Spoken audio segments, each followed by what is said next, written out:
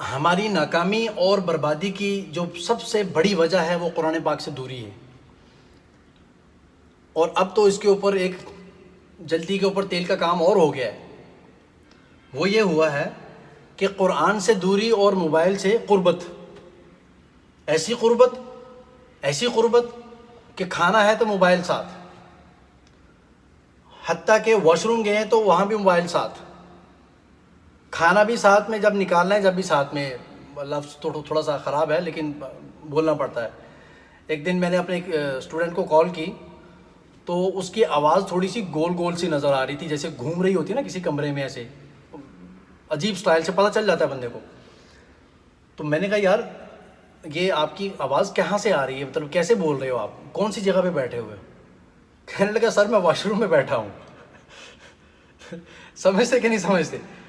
کہنے لگا میں واش روم میں بیٹھا ہوا ہوں. میں نے کہا بے حیا کہیں کہ وہیں بیٹھے ہوئے بات کر رہے ہیں. ارے سر کیا ہے، کوئی مسئلہ نہیں ہے، بات کرنی ہے نا، فضول بیٹھے ہیں یا فارغ بیٹھے ہیں. تو اس کا مطلب ہے پہلے سے موبائل لے کے کچھ کر رہا تھا، کچھ نہ کچھ تو کر رہا تھا، کارنامہ ایک دم سے نکال لیا، جیسے کال کی فوراً اٹینڈ ہو گئی.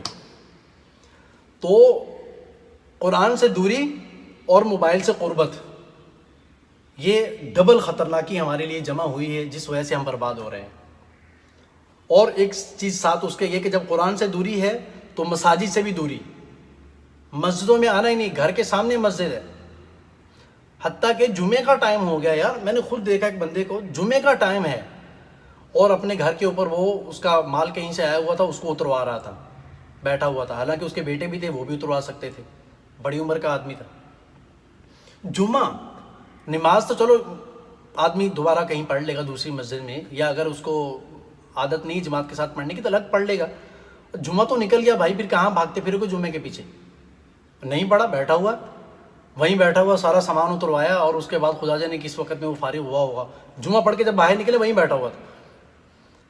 تو جو اللہ اتنا سارا مال دے رہا ہے کہ تمہارے پاس کنٹینر کے کنٹینر سامان کے بھرے ہوئے آ رہے ہیں اور آپ اتروا کے اپنے گوداموں کو بھر رہے ہیں، اسی اللہ نے تمہیں آواز دی کہ جمعے کے لیے آ جاؤ، تم نہیں کے بیٹھے ہوئے.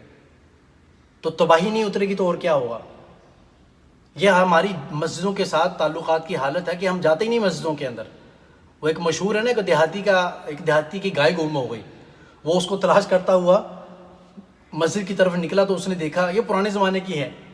تو وہ جب مسجد کے قریب آیا اس نے دیکھا کہ مسجد کی دیواریں تو چھوٹی ہوتی تھی، اس نے دیکھا گائے اندر کھڑی ہوئی، مولوی صاحب نے اس کو پکڑا ہوا ہے. تو اندر جا کر مولوی صاحب کو کہتا ہے مولوی صاحب یہ تو گائے میری ہے، آپ یہ مجھے واپس کریں. مولوی صاحب کہنے لگے کہ یہ مسجد میں کیوں آئی، مسجد میں اس نے آ کر گند کر دی ہے اندر، مسجد میں کیوں آئی؟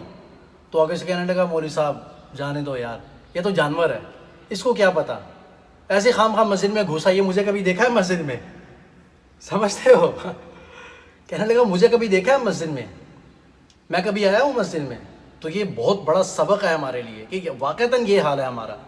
نمازیں تو نمازیں گئیں، آپ چھوڑیں، عیدیں بھی گئیں، کچھ لوگ ایسے ہیں عیدیں بھی نہیں پڑھتے.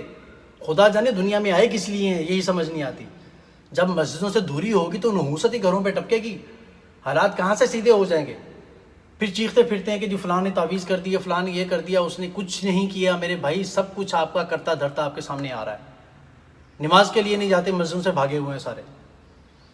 میچ لگ گیا تو بس بیٹھ گئے میچ کے لیے، نام ہی سوال ہی پیدا نہیں ہوتا کہ اٹھ کے نماز کے لیے آ جائیں. تو بھائی مسجدوں میں آئیں، نمازیں پوری کریں، باقی کام انشاءاللہ اللہ تعالیٰ خود ہی سدھار دیں گے. سمجھتے کہ نہیں سمجھتے بھائی؟